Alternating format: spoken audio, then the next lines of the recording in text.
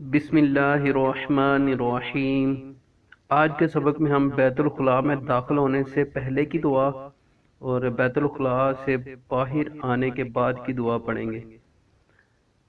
اللہم انی اعوذ بک من الخبث والخبائث، اللہم انی اعوذ بک من الخبث والخبائث، اے اللہ عز و جل میں ناپاک جنوں نر و مادہ سے تیری پناہ مانگتا ہوں۔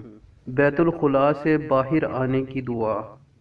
الحمدللہ الذی اذھب عنی الاذی وعافانی، الحمدللہ الذی اذھب عنی الاذی وعافانی، اللہ عز و جل کا شکر ہے جس نے مجھ سے اذیت دور کی اور مجھے عافیت دی۔